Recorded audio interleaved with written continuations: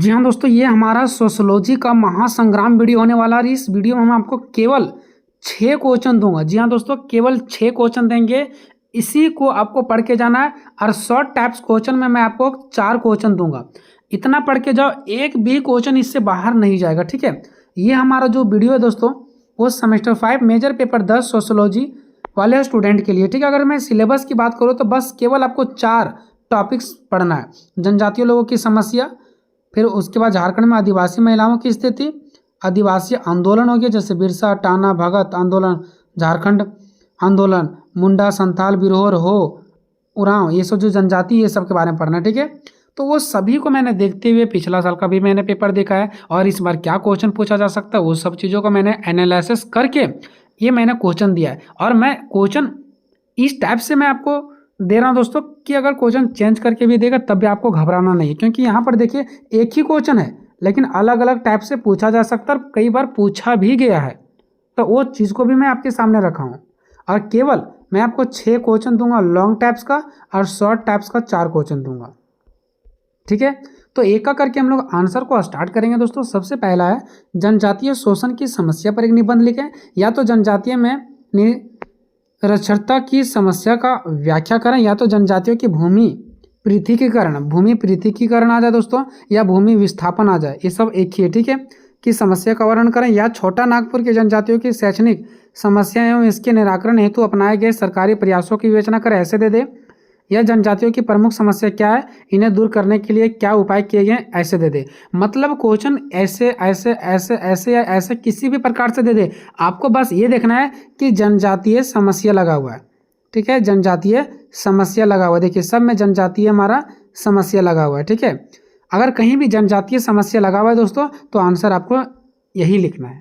Hello दोस्तों, तो ये देखो जो ये क्वेश्चन आपको स्क्रीन पर दिख रहे हैं, क्वेश्चन इंपॉर्टेंट है। ठीक है, और ये क्वेश्चन सिर्फ आपको एक ही क्वेश्चन में हेल्प नहीं करेगा। देखो कौन कौन सा क्वेश्चन में हेल्प करेगा। ठीक है, जनजातियों की प्रमुख समस्या क्या है, अगर ऐसे दे देता है तो भी आपको यही आंसर डालना है। ठीक है, और इसी आंसर को पढ़ने के बाद आपको एक और क्वेश्चन में हेल्प मिलेगा कि अगर क्वेश्चन ऐसे दे देता है कि जनजातीय उनमें गरीबी की समस्या, तो जनजातियों में ये जो हमारा गरीबी की समस्या, या तो फिर शोषण की जो समस्या है, या तो फिर भूमि अलगाव की समस्या, या तो फिर अशिक्षा की समस्या, अनेक जो भी आपको जनजातियों से रिलेटेड कोई भी समस्या अगर देती है तो इस क्वेश्चन को पढ़ने के बाद आपको हर एक आंसर को भी आप बना पाओगे। ठीक है, इस प्रकार से मैं इसको मॉडिफाई किया हूँ ताकि आप किसी पर भी दे दे, आपको जनजातियों से रिलेटेड कोई भी समस्या पर दे दे तो उसमें आप अच्छे तरीके से बना पाओगे। ठीक है, तो ध्यान देना कि एग्जाम में क्वेश्चन चेंज कर सकता है। जनजातियों की प्रमुख समस्या पूछ सकती है, बेरोजगारी पर पूछ सकती है, भूमि अलगाव पर पूछ सकती है, या तो फिर उनके शोषण पर पूछ सकती है, गरीबी पर पूछ सकती है। ठीक है, तो आंसर को इसको आप लोग देख लो, आपको बेटर तरीका से आप लोग अच्छे तरीके से बना करके आओगे। ठीक है, और इसमें भी आपको ज़्यादा रटना नहीं है, बस सुन लो और पॉइंट को याद रख लो, क्योंकि हम सारा आंसर पॉइंट में बताते हैं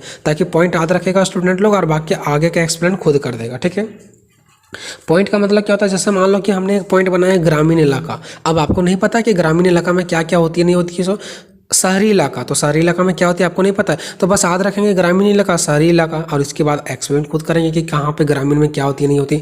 इसी प्रकार से पॉइंट बना जाता है। ठीक है, ठीक है, तो देखेंगे जनजातियों की प्रमुख समस्या क्या और इन्हें दूर करने के लिए सरकार ने क्या क्या उपाय लगाए। ठीक है, तो देखो सबसे पहले आते हैं कि जनजातियों को कई समस्या का सामना करना पड़ता है, क्योंकि उन्हें सदियों से शोषण और भेदभाव का सामना करना पड़ा है। ठीक है, और कई लोग अभी भी गरीबी में जी रहे हैं। सरकार ने उनकी स्थिति सुधारने का प्रयास किए, लेकिन अभी भी बहुत लंबा रास्ता तय करना क्या है बाकी है। अब देखते हैं जनजातियों की प्रमुख समस्या निम्नलिखित है।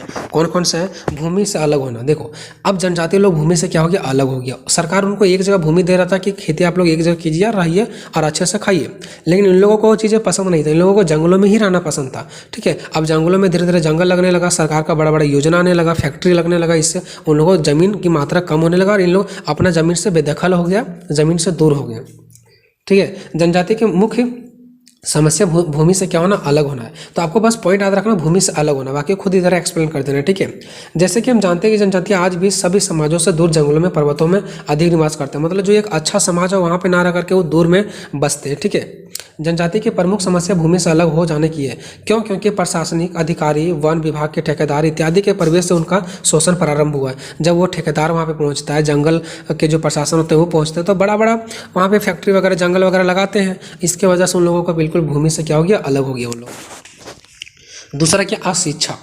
अब देखो अशिक्षा भी वहाँ पर कहाँ मिलेगा उन लोगों को जंगल झाड़ में, ठीक है। तो जनजाति की दूसरी समस्या अशिक्षा है। जनजाति के लोग शिक्षा से काफ़ी पिछड़े हुए हैं। यह लोग अपने बच्चों को स्कूल भेजने की बजाय खेतों में काम करवाना अधिक पसंद करते हैं। यही कारण है कि भारत सरकार ने कि अनेक प्रयासों के बावजूद भी यह समाज आज भी अशिक्षित है। भारत सरकार ने लाख प्रयास किए इन लोगों को शिक्षित करने का और अपने सभ्य समाज में लाने का, लेकिन इन लोगों ने कभी भी ऐसा खुद को करने का प्रयास नहीं किया, खुद को शिक्षित करने का प्रयास नहीं किया, ठीक है।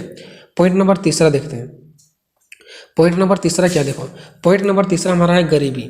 देखो गरीबी क्या है, तो जनजातीय समुदाय में गरीबी स्थिति उनके अस्तित्व के लिए संकट पैदा करती है, ठीक है। इनकी आजीविका का मुख्य साधन कंद होता है, मूल होता है, शिकार होता है, जलाने के लिए लकड़ियाँ होती है, छोटी मोटी झोपड़ियाँ तक ही सीमित रहती है। मतलब ये जंगल में रहते हैं तो इनके पास गरीबी, देखो हम लोग रहते हैं एक बड़ा समाज में, तो यहाँ पे हर चीज़ में हमें मौका मिलता है, ठीक है। लेकिन उन लोगों को ज़्यादा चीज़ में मौका नहीं मिलता। उन लोगों के पास जंगल झाड़ में जो चीज़ें फल फ्रूट आता है वही चीज़ें, लकड़ियाँ होती है, बस इसके अलावा और कुछ होती नहीं है, ठीक है। अब यही सब जब उसके पास सीमित मात्रा में चीज़ें रहेगी तो गरीब तो होंगे ही होंगे, और जब ये चीज़ खत्म हो जाएंगे तो लोग और गरीब हो जाते होंगे, ठीक है। तो ये आर्थिक रूप से यार लोग काफ़ी पिछड़े हुए, मतलब पैसों के मामले में काफ़ी पिछड़े हुए, ठीक है।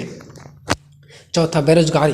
देखो जनजातियों की आजीविका के परंपरागत स्रोत सीमित होते हैं। मतलब देखो जहाँ पे जंगल झाड़ रहते हैं वहाँ पे जो भी चीज़ें खाते पीते हैं, जो भी ये जिस चीज़ों से पैसा कमाते हैं, क्या वो हमेशा बना रहता है?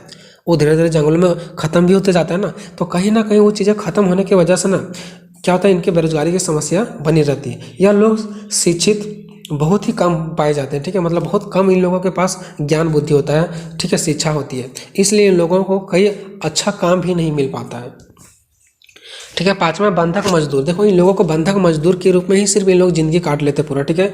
ऋणग्रस्ता अज्ञानता। ऋणग्रस्ता मतलब कि हम किसी से ऋण ले लिए, पैसा ले लिए, ठीक है, उसको नहीं दे पाए तो वो अपने अंदर हमको काम करवाएगा, ठीक है। अज्ञानता मतलब मेरे पास अज्ञान है, मेरे पास ज्ञान बुद्धि है ही नहीं, तब भी हम क्या करेंगे, दूसरे के नौकर में रह करके ही काम करेंगे। तो कहीं ना कहीं इससे हम दूसरे के बंधक बन जाते हैं, ठीक है। इन सभी कारणों से लोग बंधक मजदूर बन जाते हैं। इनमें केवल एक व्यक्ति ही नहीं होता बल्कि उसका पूरा परिवार भी बंधक बन जाता है, ठीक है। छठा देखो नशे की लत। अब देखो इनमें से नशे की लत आपको बहुत ज़्यादा देखने को मिलेगा। क्यों? क्योंकि देखो जहाँ पे लोग रहते हैं ना वहाँ पे जो रहता है ना, जैसे बोलते हैं हम लोग शराब वगैरह होता है, और वो भी कौन सा शराब, ग्रामीण इलाका वाला देहाती, जैसे हम बोलते हैं देहाती शराब, तो वो सब चीज़ों से ज़्यादा हमें नुकसान होता है, ठीक है।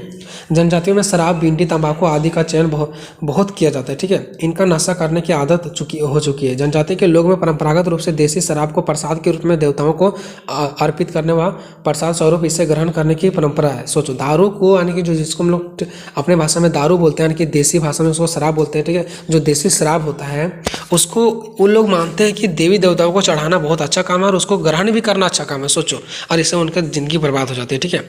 आदिवासी में पुरुष ही नहीं बल्कि महिलाएं भी शराब का सेवन करती है। सोचो, जहाँ पुरुष करेगी वहाँ स्त्रियाँ भी कर रही है, ठीक है, इनके समाज में, ठीक है, और उससे उनका भविष्य बर्बाद हो रहा है, ठीक है।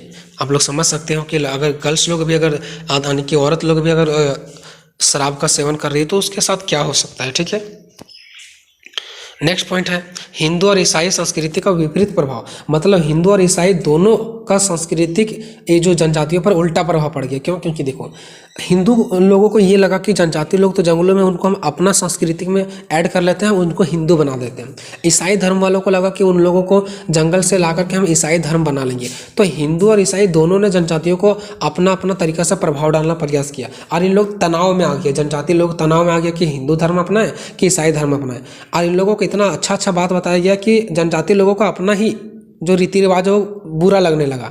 और उन लोगों ने, कुछ लोग हिंदू भी अपना, और कुछ लोग जो वो लोग थे वो हिंदू भी अपनाए और कुछ लोग ईसाई भी अपनाए। लेकिन उन लोगों ने, जैसे बोलते घाट का रहता है ना घाट का, ठीक है, वैसे काम हो गया। क्योंकि वो अपना संस्कृति को भी छोड़ दिया और अच्छे तरीक़ा से ना हिंदू का धर्म अपना पाया ना तो ईसाई का धर्म अपना पाया। मतलब वो लोग बीच रास्ता में ही रह गए और इस प्रकार से लोगों के साथ दिक्कत की सामना हुआ, ठीक है। तो वही यहाँ पे इस चीज़ें बताया गया, आप लोग यहाँ पे पढ़ के देख सकते हो। हम ज़्यादा आपका समय नहीं लेंगे, वही चीज़ यहाँ पे बताया गया, ठीक है। उसके बाद देखेंगे हम लोग पॉइंट नंबर 8 धार्मिक समस्या। अब यहाँ पे धार्मिक समस्या भी है। कैसे? देखो जनजाति के लोग अपने धर्म के प्रति निष्ठावान और कट्टर होते हैं। मतलब जो जनजाति के लोग होते हैं ना अपने धर्म को बहुत ज़्यादा मानते हैं, बहुत ज़्यादा इंपॉर्टेंट मानते हैं, ठीक है। किंतु ईसाई और हिंदू धर्म वाले ने क्या किया, इन्हें काफ़ी अंश तक प्रभावित किया और धर्म के सिद्धांतों से प्रेरणा पाकर धर्म परिवर्तन करने से कोई दुष्प्रभाव नहीं पड़ता है। ऐसा नहीं कि वो जनजातीय लोग हिंदू धर्म या तो ये ईसाई धर्म अपना लेंगे तो कोई दुष्प्रभाव पड़ेगा, कोई दुष्प्रभाव नहीं पड़ता है। परंतु हुआ क्या, सो देखो इसी प्रचारकों का उद्देश्य तो जनजातीय लोगों को केवल अपनी जाति में मिलाना था, क्योंकि अब देखो जो ईसाई धर्म के प्रचार करते थे, हिंदू धर्म के प्रचार करते थे, वो लोग जनजातियों को अपने धर्म में ऐड कर लिए, इससे कोई दिक्कत नहीं है, लेकिन उन लोगों को बीच रास्ता में छोड़ दिया जाता है कि सिर्फ उन लोगों का बस एक ही उद्देश्य रहता है कि ये ईसाई धर्म अपना ले, बाकी आगे भूखा मर रहा है कि क्या कर रहा है उसको कोई मतलब नहीं है, बस खाली उसको अपना धर्म अपनाना चाहते थे। ठीक है, 9 नंबर है स्थानांतरित कृषि पद्धति की समस्या। स्थानांतरित मतलब होता है, देखो जनजाति लोग क्या करता है पता है, एक जगह खेती करता है, जब देखता है कि उस जमीन का नमी खत्म हो गया, वहाँ अच्छा फसल नहीं हो रहा है, तो फिर दूसरे जगह वो लोग चले जाते हैं, फिर वहाँ पे भी खत्म हो जाता है तो दूसरे जगह चला जाता है, मतलब एक जगह से दूसरे जगह स्थानांतरित होते रहते हैं। लेकिन सरकार ने इस पर रोक लगा दी है, क्यों? क्योंकि ये लोग एक जगह से दूसरी जगह जाते हैं, अपना ज़मीन बनाते हैं। अब ज़मीन बनाने के लिए उसमें जो पेड़ पौधा होता है उसको काट दिया जाता है, जो खेत के अंदर आते हैं पेड़ पौधा उसको काट दिया जाता है, पेड़ पौधा कट जाते हैं, इससे हमारा मिट्टी जो है जकड़ा हुआ रहता है, एक जगह टाइट मिट्टी रहता है वो खत्म हो जाता है, इससे बाढ़ वगैरह आता है तो मिट्टी को बहा करके ले जाता है, इससे बाढ़ की समस्या बन जाती है। ठीक है, जब पानी वगैरह आती है तो मिट्टी ज़्यादा कटने लगता है, लेकिन वही पेड़ अपने जड़ के द्वारा उस मिट्टी को पकड़ा रहता है तो बाढ़ वगैरह नहीं आता है। ठीक है, तो इस पर सरकार रोक लगा दिया। अब इन लोगों को खेती एक जगह सिर्फ एक जगह खेती करने के लिए मौका मिल रहा है, एक जगह फसल हो नहीं रहा है, तो इन लोगों की समस्या और बढ़ गया। ठीक है, सरकार ने हस्तांतरित कृषि पद्धति पर रोक लगा दी। ठीक है, और कानूनी उसे नाजायज करार दे दिया। ठीक है, फिर भी भूमि हस्तांतरित कृषि अभी भी बंद नहीं हुई है। इस पद्धति से घटिया किस्म की फसल होती है, क्योंकि एक ही जगह उन लोगों को करना पड़ रहा है, और वन संपदा की बर्बादी भी होती है, क्योंकि उस पेड़ पौधों को काट देता है ना, इससे जमीन कटाव बढ़ता है, जमीन कट जाता है, बाढ़ों की संभावना भी बढ़ जाती है। बाढ़ जब आती है ना तो इससे क्या होती है, बाढ़ों की संभावना, पेड़ पौधा नहीं रहेंगे तो इस चीज़ से तो रहे। ठीक है, मिट्टी को नहीं पकड़ेंगे वो, और इससे हमारा मिट्टी कट जाती है। ठीक है, उसके बाद अब देखते हैं इनकी समस्या दूर करने के लिए सरकार कौन कौन सा उपाय किए। तो सरकार ने लाख प्रयास किया, लेकिन इन लोगों को खुद को सुधारने का नाम ही नहीं लेते। ठीक है, देखो जनजातीय समाजों में अनगिनत समस्या है, जिससे जनजातियों को हमेशा जूझना पड़ रहा है। ठीक है, स्वतंत्रता के बाद सरकार का ध्यान भी जनजातियों की समस्या की ओर गया, और उनकी समस्या दूर करने के लिए अनेक उपाय भी किए गए। अब कौन कौन सा उपाय देखो, पहला अनुच्छेद 275 के अनुसार केंद्र सरकार द्वारा राज्यों को विशेष अनुदान देने की व्यवस्था किया गया। भारत सरकार ने कहा कि अनुच्छेद 275 के अनुसार से केंद्र सरकार के द्वारा जो है वो हर एक राज्यों में विशेष अनुदान की व्यवस्था किया गया, कि इन लोगों को एक विशेष अधिकार दिया जाए। ठीक है, दूसरा लोकसभा विधानसभा एवं सरकारी नौकरियों में इन्हें आरक्षण का लाभ दिया गया। ठीक है, जहाँ पे हम लोगों को ज़्यादा नंबर लाना पड़ता है, वहीं इन लोगों को कम नंबर ला करके भी नौकरी ले लेना पड़ता है। ठीक है, तो लोकसभा विधानसभा में सरकारी नौकरियों में इन्हें आरक्षण का भी लाभ दिया गया। तीसरा क्या है, विभिन्न पंचवर्षीय योजना। जब हर साल हमारे 5 साल के बाद हमारे देश में एक पंचवर्षीय योजना होता है, जिसमें से ये अनुमान लगाया जाता है 5 सालों के बाद कि हमारे देश में कितना खर्चा पड़ने वाला, तो उसके हिसाब से कितना पैसा आया, कितना पैसा खर्चा होगा, क्या अगर 10 लाख पैसा खर्चा हो रहा है तो हमारा देश के पास 10 लाख है या नहीं, तो ये पंचवर्षीय योजना बनाया जाता है। ठीक है, उस टाइम जब पंचवर्षीय योजना बनाया जाता है तो करोड़ों रुपये बस इनके समस्याओं के खर्चों के लिए दे दिया जाता है, जनजातियों के समस्याओं के खर्चों के लिए, ताकि उन लोग ऊपर उठ सकें। चौथा देखो, भारतीय संविधान में भी इनका अधिकार प्राप्त है। देखो भारतीय संविधान की 5वीं अनुसूचित के अनुच्छेद 244 में ध्यान रखना। ठीक है, झारखंड बिहार समेत कई राज्यों में भी अनुसूचित क्षेत्र घोषित कर दिया गया, कि जो झारखंड है, बिहार है, ये सब कौन सा है, अनुसूचित क्षेत्र है, और अनुसूचित क्षेत्र घोषित किया गया तो इन पर विशेष ध्यान भी दिया जा सके, ताकि हम जान सके कि ये क्षेत्र क्या है, एक हमारा जनजातीय क्षेत्र है। ठीक है, अनुसूचित क्षेत्र है, और ताकि हम उस पर एक विशेष ध्यान दे सकें। 5वां, इनके विकास के लिए निःशुल्क शिक्षा के अतिरिक्त छात्रवृत्ति और आरक्षण की सुविधा भी प्रदान की गई। मतलब सरकार ने लाख प्रयास किया इन लोगों को अच्छा जिंदगी व्यतीत करने के लिए। ठीक है, ताकि इन लोग अच्छे से रहें और एक जगह रहें और एक देश का नागरिक बने, और इन लोग हर एक चीज़ों में भाग लें, चाहे वो हमारा वोट देने से लेकर के एक नेता बनने तक का हो। ठीक है, हर चीज़ों में प्रयास किया सरकार की इन लोगों का स्थिति क्या हो, सुधरे। लेकिन इन लोग वही संस्कृति पर अड़े रहते हैं जो पहले परंपरा था इन लोगों का, जंगलों झाड़ों में रहना, एक जगह से दूसरी जगह जाना, वो सरकार नहीं करने देती और वो लोग वही चीज़ें करने पर अड़े हुए हैं। ठीक है, तो ये वीडियो आपको कैसा लगा दोस्तों, कमेंट करके जरूर बताना, और जिनका भी आज एग्जाम है उनके लिए बेस्ट ऑफ लक, और आप लोगों का एग्जाम बहुत अच्छा जाने वाला है। बस मैंने जितना क्वेश्चन करवा दिया उतना ही आप करके जाओ, उससे ज़्यादा आपको करने की कोई ज़रूरत नहीं है। अभी मैं बता रहा हूँ, क्योंकि आज ही आप लोगों का एग्जाम है। जो मैंने बताया उतना क्वेश्चन कम से कम आप लोग जरूर करके जाना। ठीक है, तो क्वेश्चन नंबर नेक्स्ट हमारा दोस्तों दूसरा, जनजातीय समाजों में स्त्रियों की परिस्थिति पर एक लेख लिखें, या तो झारखंड में आदिवासी महिलाओं की स्थिति का वर्णन करें। मतलब कहीं भी अगर महिलाओं से रिलेटेड क्वेश्चन आएगा दोस्तों तो आंसर आपको यही लिखना है। समाजों में स्त्रियों या तो फिर महिला बोल सकते हैं, ठीक है, कि परिस्थिति या तो फिर स्थिति पर लेख लिखे, ठीक है। या तो यही क्वेश्चन आपको चेंज करके दे सकता है कि झारखंड की जनजातियों में महिलाओं की स्थिति का वर्णन करें, ठीक है। तो जब भी आपको क्वेश्चन झारखंड की महिलाओं की स्थिति के बारे में आएगा, जनजातियों की महिलाओं के बारे में आएगा, तो आपको क्वेश्चन का आंसर सेम यही लिखना है, ठीक है।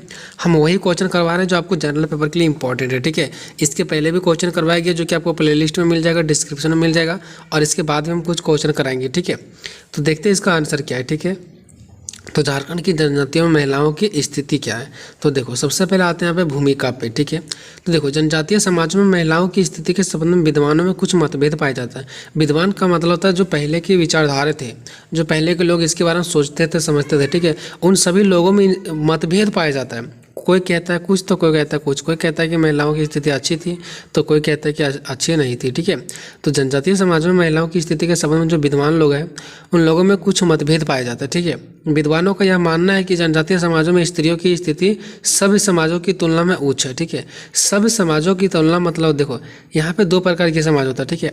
एक जनजातीय समाज जो कि जंगल वगैरह में रहते हैं, ठीक है, और एक हमारा होता है सभ्य समाज। सभ्य समाज का मतलब होता है जहाँ पे हम लोग नॉर्मली रहते हैं, जहाँ पे हमारा समाज होता है, जहाँ पे नियम कानून होता है, ठीक है। सब समाजों का मतलब समझो एक अच्छा समाज जिसको बोलते हैं, ठीक है, और एक जनजातीय लोगों का समाज होता है। तो जनजातीय समाजों में जो स्त्रियों की स्थिति है ना वो सभ्य समाजों की तुलना में उच्च है। सब समाज मतलब जहाँ पे हम लोग नॉर्मल रहते हैं, ठीक है, ये अच्छा वाला समाज से कहीं ना कहीं जो अच्छा समाज होता है उसमें जो स्त्रियों की स्थिति रहता है कहीं ना कहीं उससे ऊंचा रहा है। कहाँ का? जनजातीय समाजों में स्त्रियों की स्थिति। एक किसी विद्वान का कहना है, ठीक है। वहीं कुछ दूसरे विद्वान का क्या कहना है, अन्य विद्वानों की मानना है कि जनजातीय समाजों में स्त्रियों की स्थिति काफ़ी निम्न और पिछड़ी हुई है। मतलब यहाँ से कुल मैंने आपको ये बताया कि जनजातीय समाजों में महिलाओं की स्थिति के संबंध में विद्वानों का अलग अलग मत है। मतलब उन लोगों के मत में मतभेद है, कोई कहता है कुछ तो कोई कहता है कुछ, ठीक है। कुछ विद्वानों का यह मानना है कि स्त्रियों की जो स्थिति है ना वो बहुत ही अच्छा है, और कुछ विद्वानों का मानना है कि स्त्रियों की स्थिति अच्छा नहीं है। बस आपको इतना समझना है, ठीक है। चलो तो ये हमारा हो गया भूमिका, ठीक है, ठीक है। तो यहाँ से समझ गए कि कुछ लोगों का कहना है कि महिलाओं की स्थिति अच्छा है, तो कुछ लोगों का कहना है कि महिलाओं की स्थिति अच्छा नहीं है। ये विद्वानों का कहना है, ठीक है। अब आगे हम लोग चलते हैं। देखो अब देखो कुछ लोग तो ये कहना कर रहे थे कि विद्वान जो महिलाओं की स्थिति है वो बहुत अच्छा है, और कुछ विद्वान बोल रहे थे महिलाओं की स्थिति अच्छा नहीं है।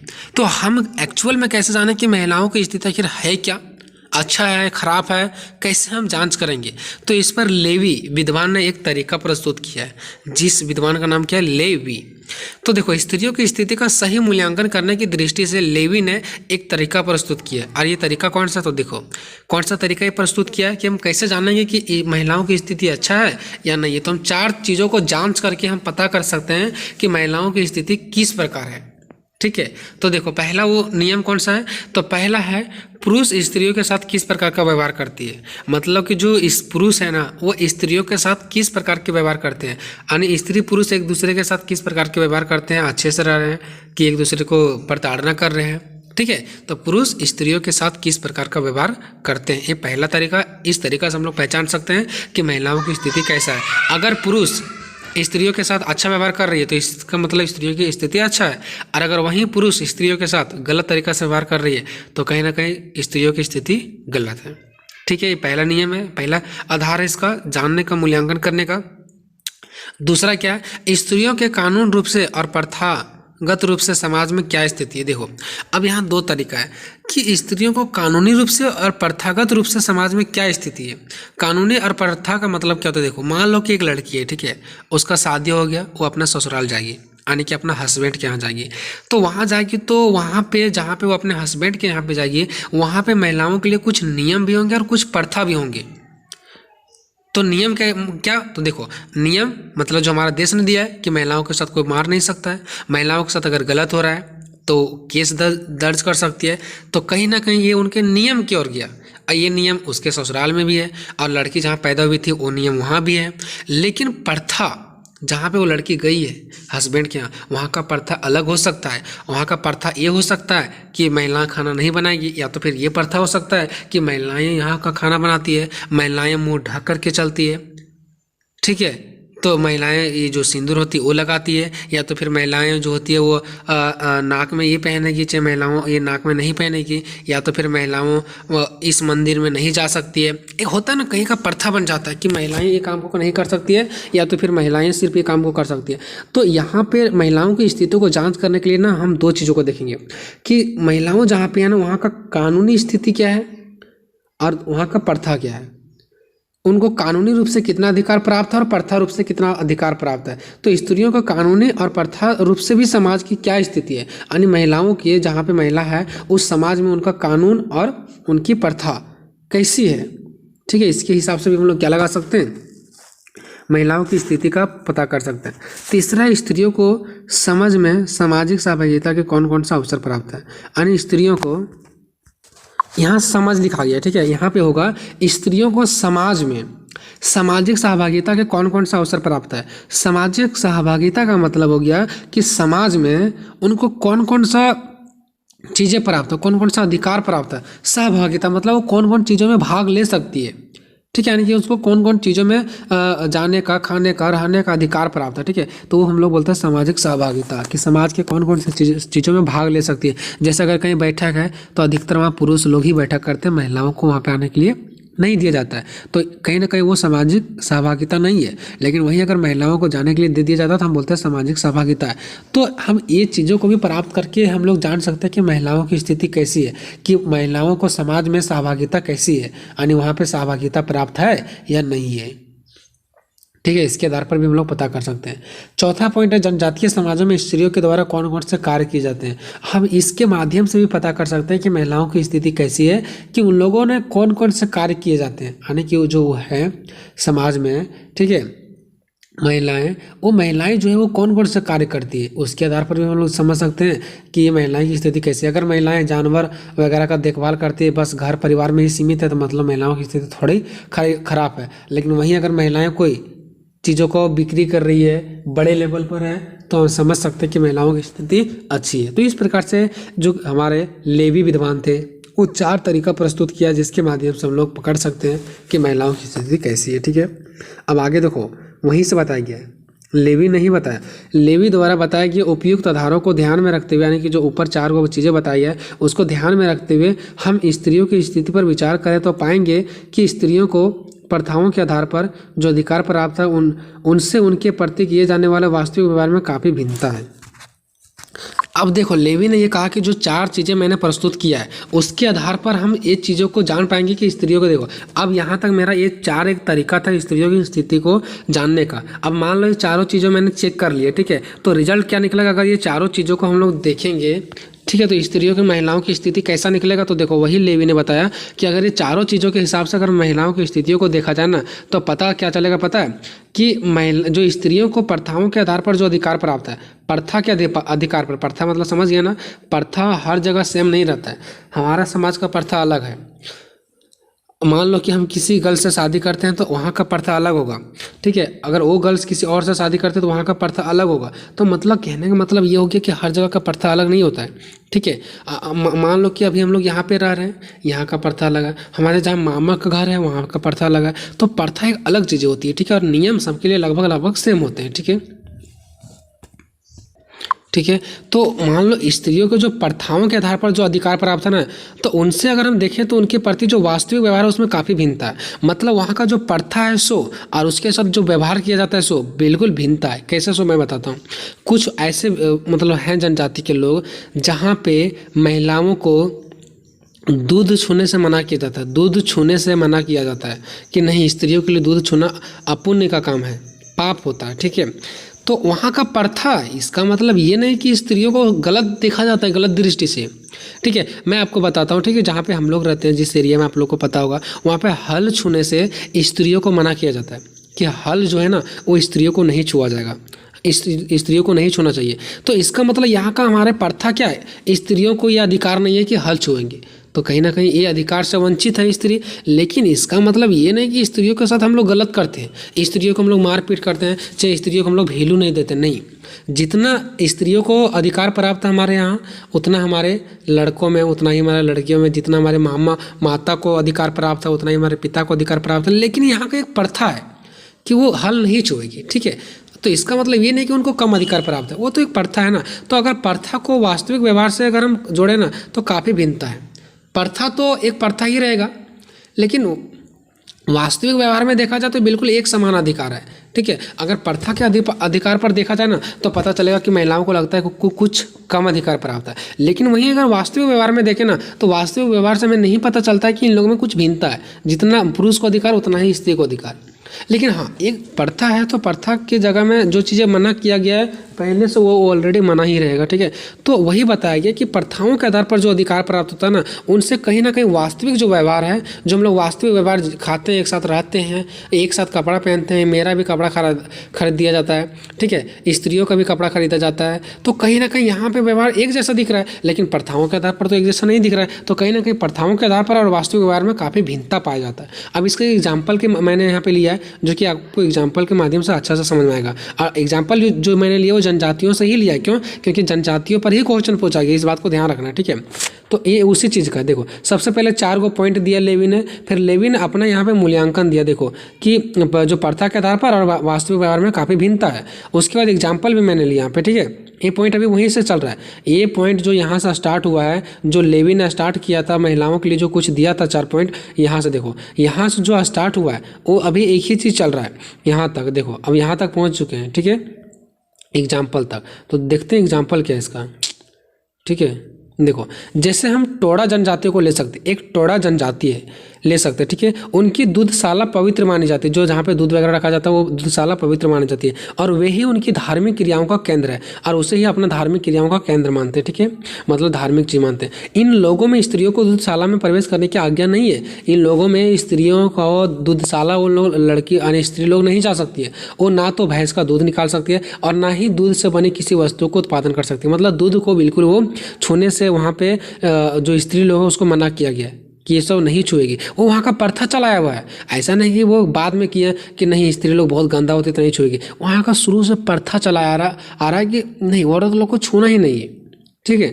जैसे हम लोग का एक प्रथा है कि हम लोग जानवर का सामान खा ही नहीं सकते हैं, ठीक है, एक नियम हम लोग का, वैसे ही वहाँ का प्रथा ही चला आ रहा है। अब इसका मतलब ये थोड़ी है ना कि हमें जानवर वाला सामान खाने का अधिकार नहीं है, मतलब प्रथा चला रहा है कि हम लोग नहीं खा सकते हैं, ठीक है, ठीक है। यह प्रतिबंध इस कारण है कि वहाँ स्त्रियों को धार्मिक दृष्टि से अपवित्र मानते हैं, कि मतलब वहाँ पे मानते हैं कि नहीं ये औरत लोग दूध नहीं छूना चाहिए, नहीं तो ये अपवित्र हो जाता है, ठीक है। अब इसका मतलब ये नहीं है कि लड़कियों लोगों के साथ या तो स्त्री लोगों के साथ ये लोग गलत व्यवहार करते हैं कि नहीं आप लोग अपवित्र हो, ऐसा बिल्कुल नहीं है, लेकिन वो लोग छू नहीं सकते, ठीक है। अब यहाँ से देखो इसका रिजल्ट क्या निकलेगा, नहीं छू सकते हैं, परंतु स्पष्ट है कि टोडा लोगों की प्रथाओं के अनुसार, जो प्रथाओं के अनुसार स्त्रियों की धार्मिक दृष्टि से बहिष्कृत है।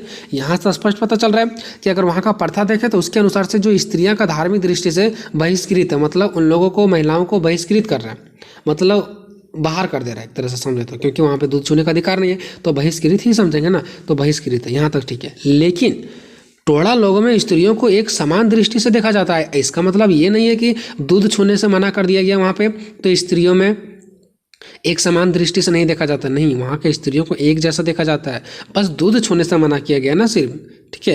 व्यवहारिक जीवन में स्त्रियों को पुरुषों के समान अधिकार प्राप्त है, और जितना अधिकार स्त्रियों को प्राप्त है उतना ही अधिकार पुरुषों को भी प्राप्त है, जितना पुरुषों को उतना स्त्रियों को भी, ठीक है। बस दूध छूने से सिर्फ मना किया गया, और उनकी आवश्यकताओं को पूर्ति भी किया जाता है, महिलाओं की स्थिति को पूर्ति भी किया जाता है, मतलब महिलाओं के हर एक वो अधिकार प्राप्त है जो पुरुष को है, लेकिन वहाँ को बस दूध नहीं छू सकती है। तो कहीं ना कहीं हम दे सकते हैं कि प्रथा जो बन गया उसके आधार पर तो काम चल ही रहा है, लेकिन उसका मतलब ये नहीं हम बोल सकते हैं कि ये प्रथा के अनुसार से दूध छूने से उनको मना किया गया, इसका मतलब उन लोगों को कम अधिकार प्राप्त है, नहीं, अधिकार उन लोगों को बराबर प्राप्त है, लेकिन वो एक प्रथा है, ठीक है। हम लोग कमाने के लिए लगभग हम लोग देखते हैं कि पुरुष लोग ही जाता है, तो एक हम लोग का भी समाज में प्रथा रहता है, हम लोग किसी गर्ल्स को नहीं भेज सकते हैं, किसी स्त्री को नहीं भेज सकते हैं, क्या नहीं तो फिर हो सकता है हमारे समाज वाले बोलेंगे देखो वो स्त्री को भेज दिया, तो एक प्रथा है। तो क्या अब यहाँ पे बोलेंगे कि स्त्री को ज़्यादा अधिकार प्राप्त है कि वो लोग घर में बैठ के खाती है, ऐसा हो सकता है क्या? नहीं, अधिकार सेम प्राप्त है, लेकिन एक प्रथा जो होती है वो एक अलग रहती है, ठीक है, ठीक है। अब यहाँ से आपका एक पॉइंट था जो लेवी के अनुसार से सिर्फ चल रहा था,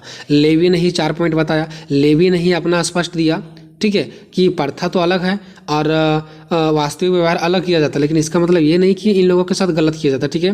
और इसका एग्जाम्पल भी मैंने लिया, तो यहाँ तक खत्म हो गया सिर्फ लेवी का बात।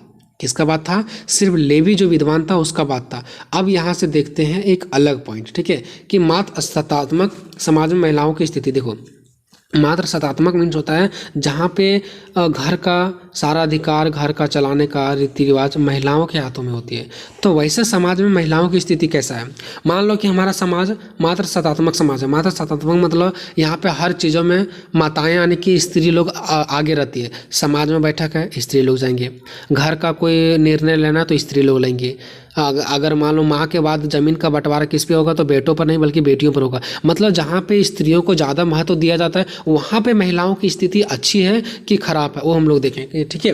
तो मात्र सत्तात्मक समाज में महिलाओं की स्थिति देखो, मात्र सत्तात्मक समाज वहाँ पे वो समाज होती है जहाँ पे स्त्रियों को ही सब कुछ अधिकार होती है, ठीक है। तो निश्चित से बात है जब स्त्रियों को ही सब कुछ अधिकार प्राप्त होता है तो स्त्रियों का स्थिति भी अच्छी होगी। तो मात्र सत्तात्मक समाज में महिलाओं की स्थिति अच्छी ही होती है, ठीक है।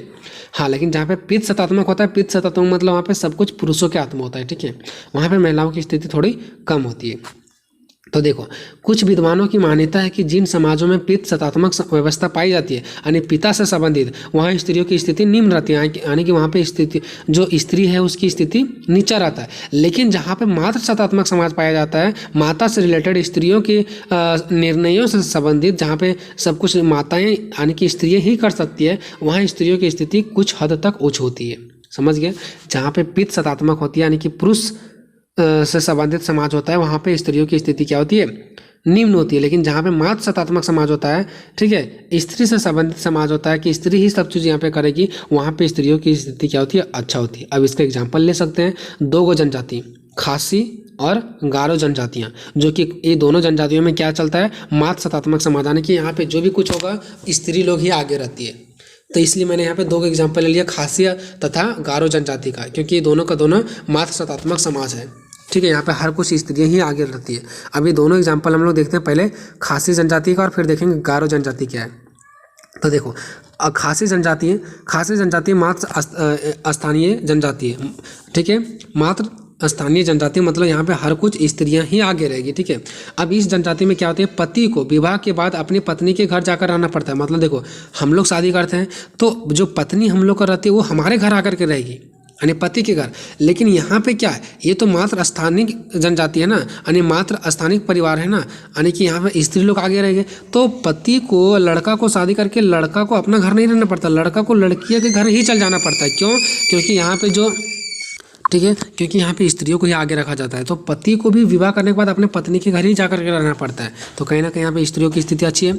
और वंश नाम भी स्त्री पूर्वज के आधार पर ही चलता है, और जो यहाँ पे वंश का नाम होता है ना वो स्त्रियों के नाम पे ही चलता है। जैसे हम लोगों को पूछता है कि आप किसके बेटे, तो पापा का नाम बताता है, लेकिन यहाँ पे मामा यानी कि माता का ही नाम बताना पड़ेगा, माँ का नाम, ठीक है। इन लोगों में देवता भी स्त्रीलिंग ही होता है। जहाँ तक संपत्ति का उत्तराधिकारी जो है उसका बात है तो इसका भी उत्तराधिकारी पुत्री को ही प्राप्त होती है, यानी कि जब माता वगैरह पिता का डेथ हो जाता है तो उसमें भाई को जमीन हमें मिलता है ना, लेकिन नहीं, स्त्रियों को ही मिलता है खासी जनजाति में, ठीक है, पुत्री होती है। और वैवाहिक मामलों में भी स्त्रियों का काफ़ी स्वतंत्रता होती है। और वैवाहिक मामलों में अगर देखें तो अब भी स्त्रियों को बहुत ज़्यादा स्वतंत्रता प्राप्त होती है। तो कहीं ना कहीं हम कह सकते हैं कि जो खासी जनजाति है यहाँ पे मात्र स्थानिक परिवार यानी कि मात्र स्थानिक जनजाति पाई जाती है, यानी कि यहाँ पे महिलाओं को उच्च दर्जा दिया जाता है, ठीक है। एक खासी जनजातियाँ हो गया। और अगर गारो जनजातियों की बात करें तो इसमें भी सेम कंडीशन, गारो जनजाति भी मात्र सत्तात्मक व्यवस्था का एक उदाहरण है, प्रस्तुत करती है। इन जनजातियों के लोग भी अपने आप को किसी स्त्री पूर्वज का ही वंशज मानते हैं। इन लोगों में भी उत्तराधिकारी माँ से पुत्री को प्राप्त होती है, यानी माँ से सीधे जमीन वगैरह जो भी अधिकार होता है वो सीधे पुत्री को प्राप्त हो जाती है, ठीक है। उसके बाद देखते हैं ये दोनों के बारे में, ठीक है। खासी जनजातियाँ जो है और गारो जनजाति। तो देखो, इन दोनों प्रकार के जनजातियों की सामाजिक व्यवस्था के आधार से स्पष्ट है कि इन लोगों में स्त्रियों की स्थिति ऊंची है। बिल्कुल, स्त्रियों को काफ़ी कुछ स्वतंत्रता प्राप्त है, परंतु इससे हम यह भी नहीं समझ लेना चाहिए कि पुरुष पूर्ण रूप से स्त्रियों की कृपा पर ही निर्भर रहते हैं। मतलब इसका मतलब ये नहीं समझ लेना है कि स्त्रियों आगे है तो पुरुषों को अपने अंडर रख लेगी, नहीं।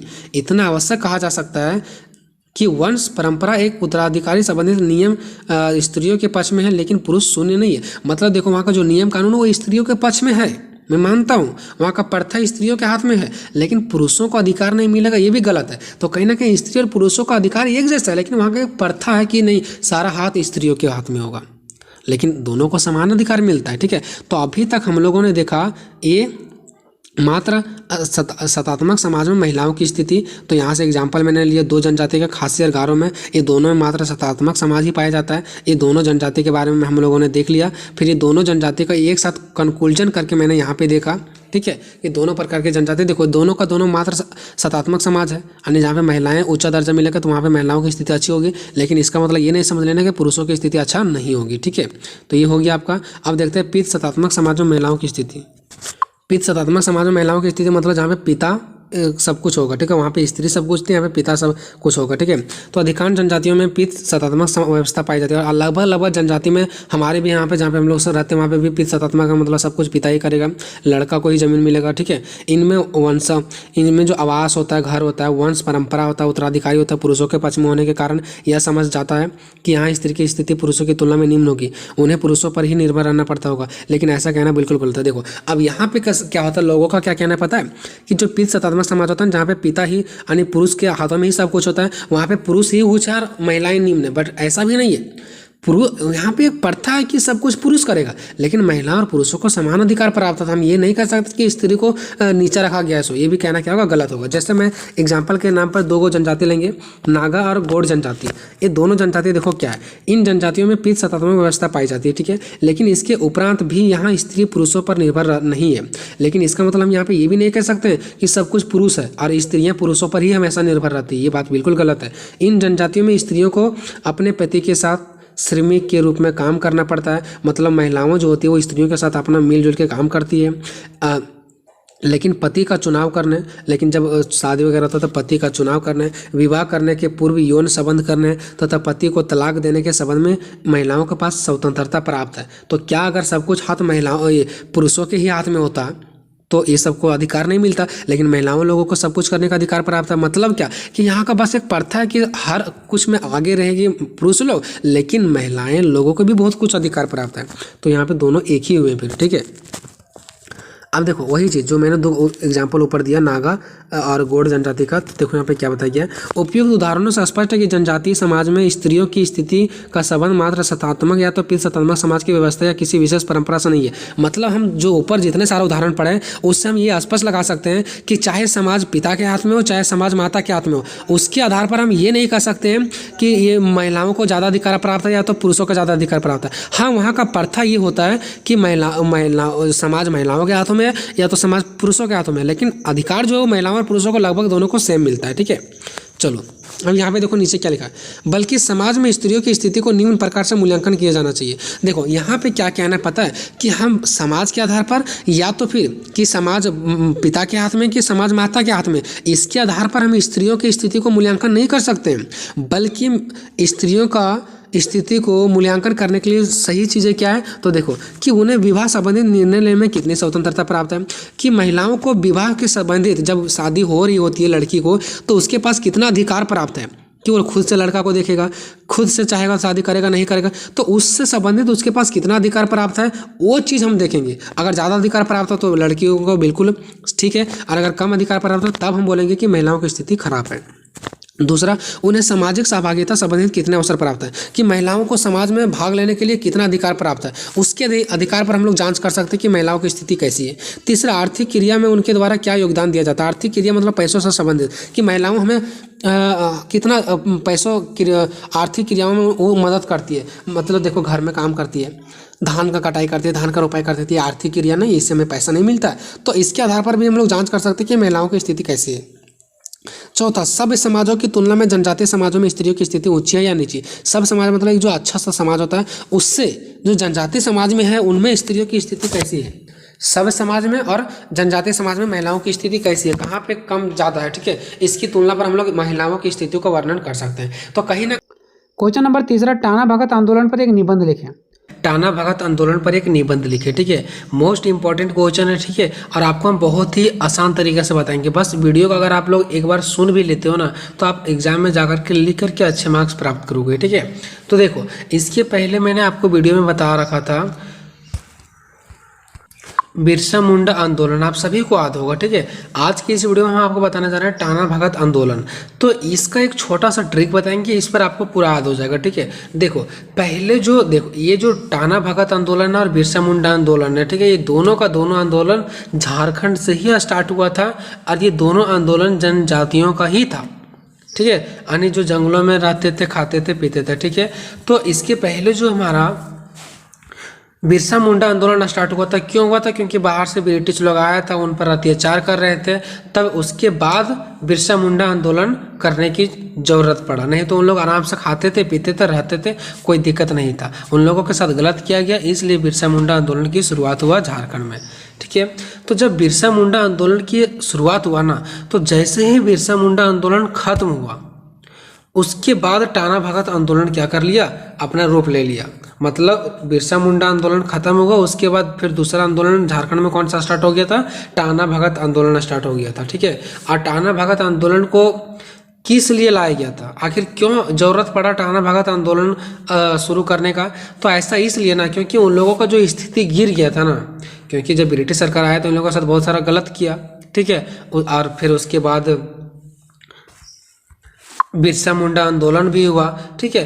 तो उन लोगों का जो स्थिति गिर गया था ना, जो लोग नीचे चल गया था ना, उससे लोग ऊपर आना चाहते थे, अपना स्थिति को बढ़ाना चाहते थे, अपना विकास करना चाहते थे। तो अपना विकास करने के लिए, अपना स्थिति को बढ़ाने के लिए, है ना, अपना ऊंचा बढ़ने के लिए, ऊंचा उठने के लिए ही टाना भगत आंदोलन पर क्या किया, टाना भगत आंदोलन को लाया गया। तो सिंपल सा अगर आपको पूछा जाता है कि टाना भगत आंदोलन क्यों लाया गया, तो टाना भगत आंदोलन इसलिए लाया गया ताकि लोगों क्या करें, अपना स्थिति को उठा सके, यानी अपने स्थिति को ऊपर कर सके, इसलिए टाना भगत आंदोलन की जरूरत पड़ा। और ये बिरसा मुंडा आंदोलन के बाद टाना भगत आंदोलन आया था, और ये भी अपने आप में बहुत ही ज़्यादा इम्पोर्टेंट आंदोलन था, ठीक है दोस्तों। अब इसका नाम टाना भगत आंदोलन ही क्यों पड़ा, ठीक है, तो ये आपको आगे क्वेश्चन से भी पता चल जाएगा, ठीक है। देखो टाना का मतलब होता है खींचना, खींचना मतलब अपने स्थिति को उठाना, और भगत मतलब होता है कि जिस इसका एक जो मैन लीडर थे, मैन व्यक्ति थे, मैन नेता थे ना, उसका नाम ही था जतरा भगत, तो उसी के नाम पर भगत पड़ा। टाना मतलब अपनी स्थिति को ऊपर करना, और उसका मैन भगवान यीशु मानते थे अपने व्यक्ति को, किसको? जतरा भगत को, तो इसलिए इसका नाम पड़ गया टाना भगत, ठीक है। मतलब अपनी स्थिति को ऊपर करेगा कौन? भगत जी, ठीक है, जो उन लोगों का मैन लीडर था। उन लोग जैसे बोलते थे, जतरा भगत जैसा बोलता था वैसा ही वो लोग करते थे, ठीक है। तो ये दोनों को मिलाकर के टाना भगत रख दिया गया इस आंदोलन का नाम, ठीक है। टाना का मतलब कि हम अपनी स्थिति को ऊपर कर रहे हैं, और किसके साथ कर रहे हैं? हमारा मैन लीडर जतरा भगत के साथ, इसलिए टाना जतरा भगत नहीं, लास्ट का नाम रखा गया टाना भगत, ठीक है। चलो, और चूंकि ये आंदोलन था इसलिए इसका नाम हो गया टाना भगत आंदोलन, ठीक है दोस्तों। आपको बहुत बेटर तरीके से समझ में आएगा। चलो देखते सबसे पहले इसका परिचय। तो देखो बिरसा मुंडा आंदोलन की समाप्ति के करीब 13 साल बाद टाना भगत आंदोलन की शुरुआत 21 अप्रैल 1914 ईस्वी को हुई, ठीक है। जैसे ही बिरसा मुंडा आंदोलन की समाप्ति हुआ था, आप सभी को याद होगा, नहीं देखेंगे तो पिछला वीडियो जाकर के देख लो, ठीक है। जैसे ही बिरसा मुंडा आंदोलन की समाप्ति हुआ उसके जस्ट 13 साल के बाद, कब? यानी 21 अप्रैल 1914 ईस्वी को टाना भगत आंदोलन की शुरुआत हो गया, ठीक है। टाना भगत आंदोलन के जनक जो थे ना, यानी टाना भगत आंदोलन का जो मेन लीडर थे वो कौन थे? जतरा भगत थे, जतरा भगत थे, ठीक है। जिसका जन्म 2 अक्टूबर 1888 ईस्वी को गुमला के जिले के नावा डोली गांव में हुआ था, ठीक है। जिला कौन सा था दोस्तों? गुमला, और जो गांव था वो कौन था? नावा डोली में हुआ था, ठीक है। इसके पिता का नाम था कोहरा भगत और माता का नाम था लिवरी भगत था, और इनकी पत्नी का नाम बुधनी भगत था, ठीक है। ये इसका थोड़ा सा परिचय है। अब ये परिचय मैंने क्यों बताया, जब एग्जामिनर कॉपी चेक करेगा तो वो ऐसा थोड़ी ना है कि आप डेट लिखोगे कि इसका जन्म इतना में हुआ था, उसका माता का नाम इतना नाम हुआ था, इसका पिता का नाम इतना हुआ था, तो एग्जामिनर देखेगा हाँ इसका जब माता का नाम आता है, डेट आता है, तो कहीं ना कहीं ये पढ़ कर के आया है, ठीक है। तो आपको उस टाइप का नंबर मिलने का ज़्यादा चांसेस रहता है। तो प्रयास करो फर्स्ट में आप कुछ डेट वगैरह डाला करो, ठीक है। ये हो गया आपका इसका परिचय, ठीक है। इसमें कुछ समझाने वाली बात नहीं था। मेन जो आपका है वो यहाँ से, ठीक है। उसके नीचे 1 या 2 लाइन का आप गैपिंग छोड़ना एग्जाम में, ठीक है। उसके बाद नीचे लिखना, ठीक है। देखो टाना का शाब्दिक, इस आंदोलन का नाम क्या था? टाना भगत आंदोलन, ठीक है। टाना का शाब्दिक अर्थ होता है टानना या तो खींचना, टानना या खींचना मतलब ये नहीं कि हम रस्सी को खींच रहे हैं। टानना या खींचना का मतलब होता है अपना गिरी हुई स्थिति को ऊपर उठाना यानी ऊपर खींचना, ठीक है, ये है यहाँ पे। तो टाना का अर्थ होता है खींचना। चूंकि ये भगत अपनी गिरी हुई स्थिति को खींचकर दूर फेंकना चाहते थे, मतलब भगत जी जो थे, ठीक है, जतरा भगत जो थे, वो अपने गिरी हुई स्थिति को, जो उन लोगों की स्थिति गिर गया था उनको खींचकर ऊपर उठाकर के दूर फेंक देना चाहते थे और अपना स्थिति को ऊपर उठाना चाहते थे, ठीक है, तथा उन्नत अवस्था को प्राप्त करना चाहते थे, मतलब एक अपना विकास अवस्था को प्राप्त करना चाहते थे, ठीक है। इसलिए इसे टाना भगत कहा गया। क्या कहा गया? टाना भगत। टाना मतलब अपनी स्थिति को खींचेंगे, और कौन खींच रहा था अपनी स्थिति को? भगत जी का ये दिमाग था, तो टाना भगत हो गया। और इसलिए ये आंदोलन को टाना भगत आंदोलन कहा गया, ठीक है, मतलब इसलिए इन्हें टाना भगत कहा गया। और इनके आंदोलन को, चूंकि ये आंदोलन भी था ना, तो इसलिए इसके आंदोलन को टाना भगत आंदोलन कहा गया। समझ गए? यहाँ तक कोई भी दिक्कत नहीं होगा। टाना से ही आप समझ आना, टाना मतलब खींचना, ठीक है। अब इसका छोटे छोटे पॉइंट देखेंगे, फिर से 1 या 2 लाइन का गैपिंग देना, और यहाँ पे थोड़ा सा इस टाइप से, जिस प्रकार से मैंने ब्लैक में गोल किया है, ठीक है, इस प्रकार से आपको गोल करना, पॉइंट लगाना है, ठीक है, और उसके बाद पॉइंट में बाय पॉइंट लिखना है, ठीक है, क्योंकि जब इस टाइप से लिखोगे ना तो आपका पेज जल्दी फुलफिल होगा, ठीक है। अब एक जैसा राइटिंग जैसा लिखोगे तो ये अच्छा नहीं रहता है, ठीक है। देखो पॉइंट नंबर 1 में क्या है? जतरा भगत ने अंग्रेजी राज के अत्याचार, जमींदारों द्वारा बेगारी समाजों में फैले अंधविश्वास एवं कुरीतियों से पीड़ित आदिवासी समुदाय को सन्मार्ग दिखाने का संकल्प लिया। देखो मतलब इस आंदोलन को शुरुआत क्यों किया गया? क्योंकि जो जतरा भगत थे ना, वो अंग्रेजी राज के अत्याचार, जो अंग्रेज लोग आए थे, ठीक है, ब्रिटिश लोग जो आए थे, तो उन लोगों के अत्याचार के कारण, जैसे कि जमींदारों द्वारा बेगारी, समाज में फैले अंधविश्वास, समाज में फैली कुरीतियाँ यानी कि बुराइयाँ से पीड़ित था ये लोग, आदिवासी लोग, ठीक है। यानी इन लोगों के साथ बहुत ज़्यादा अत्याचार हुआ, जमींदारों के द्वारा भी हुआ, आप सभी को पता है। बेगारी के हुआ था, समाज में अंधविश्वास फैल गया था, समाज में कुरीतियाँ आ गया था, बुराई आ गया था, तो ये सब चीज़ें से इन लोग पीड़ित हो गया। तो जतरा भगत ने ठाना कि इस समाज को हम क्या करेंगे, ये अच्छा बनाने का संकल्प ले लिया कि अच्छा मार्ग पर हम इसको लेके जाएंगे, इसका संकल्प ले लिया, जिसकी वजह से टाना भगत आंदोलन की शुरुआत हुआ, ठीक है। पॉइंट नंबर 2 देखते हैं हम लोग। पॉइंट नंबर 2 बताइए कि जतरा भगत द्वारा आरंभ किया गया आंदोलन संपूर्ण उरांव प्रदेश में जंगल की आग तरह फैला।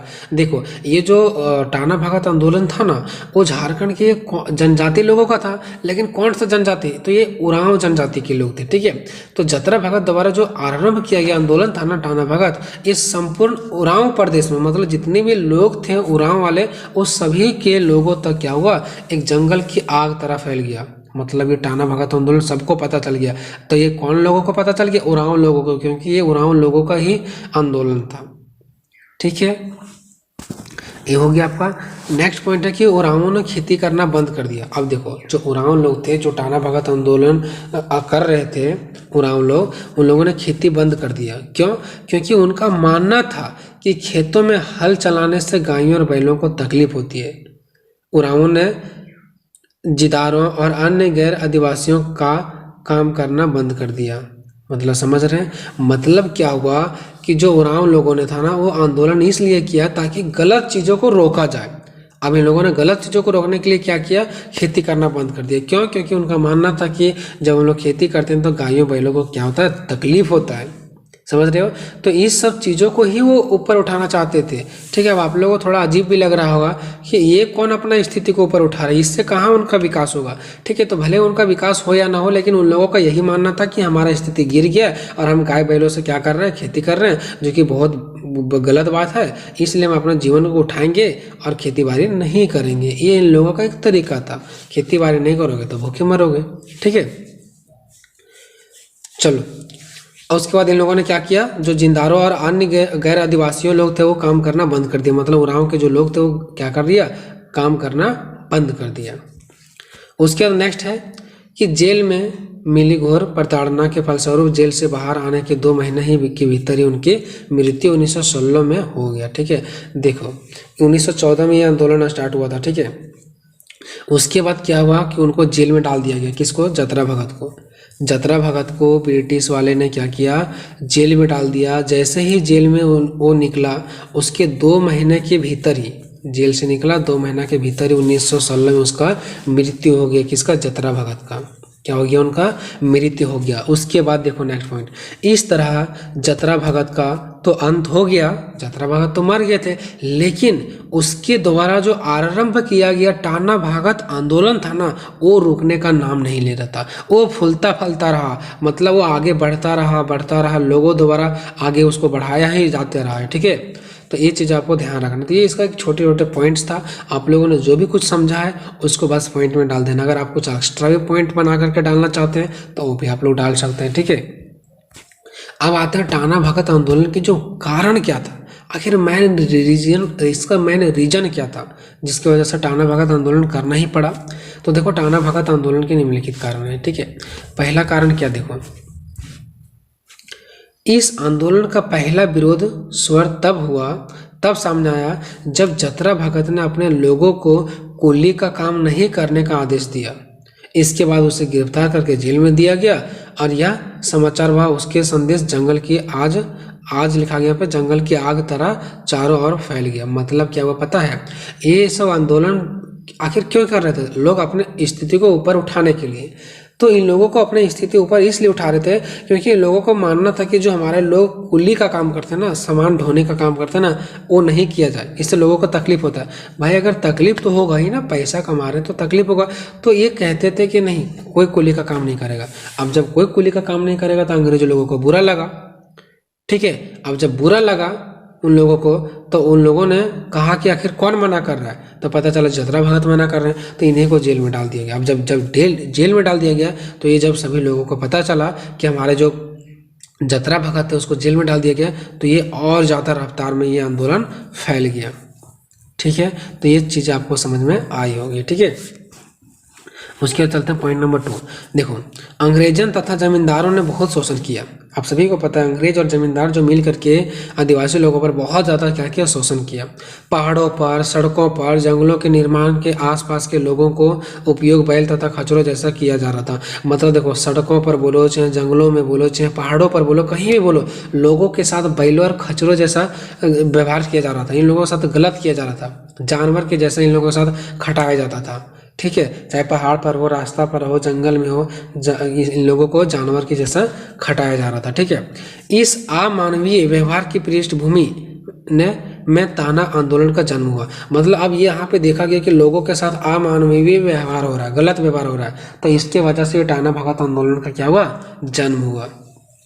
क्योंकि इतना अत्याचार कोई नहीं सह सकता है ना, तो इसलिए इन लोगों ने आंदोलन ही करना स्टार्ट कर दिया। तीसरा, अब देखो इस टाइम सबसे बड़ी इंपॉर्टेंट और महत्वपूर्ण चीज़ें क्या है, इसी समय महात्मा गांधी द्वारा संचालित असहयोग आंदोलन शुरू हुआ था। इसी टाइम अंग्रेज जो लोग यहाँ पे आए थे तो अंग्रेज जो महात्मा गांधी ने असहयोग आंदोलन चलाया था। देखो असहयोग आंदोलन और टाना भगत आंदोलन अलग है, ठीक है। टाना भगत आंदोलन चलाया जा रहा था जतरा भगत के द्वारा, ठीक है, लेकिन वही असहयोग आंदोलन महात्मा गांधी के द्वारा चलाया जा रहा था।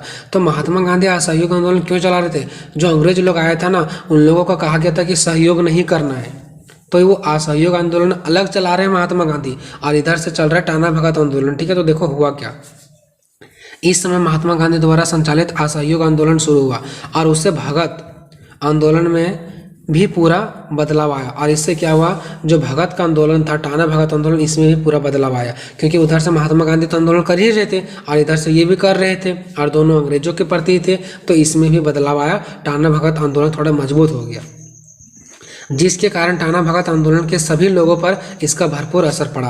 और इससे क्या हुआ, इनके लोगों पर असर पड़ा, क्यों, क्योंकि असहयोग आंदोलन भी चल रहा था ना, तो उससे बहुत ज़्यादा सीख मिला टाना भगत आंदोलन वाले को, ठीक है। बहुत ज़्यादा अच्छा सा सीख मिला और भरपूर असर पड़ा इन लोगों पर, और उन्होंने उसमें बड़ी मात्रा में खुलकर भाग लिया। और ये जो टाना भगत आंदोलन वाले थे ना, वो असहयोग आंदोलन में भी क्या किया, बहुत ज़्यादा अच्छा सा खुल करके भाग लिया, ठीक है। मतलब उन लोगों का जो मतलब तौर तरीका नहीं था कि कैसे हमको आंदोलन में भाग लेना, उन लोगों के असहयोग आंदोलन से सीख मिला और भरपूर तरीका से खुल करके भाग लिया। नेक्स्ट पॉइंट क्या है, कुछ तन भक्तों को जेल हुआ और इसके विरोध में हिंसा भड़क उठे।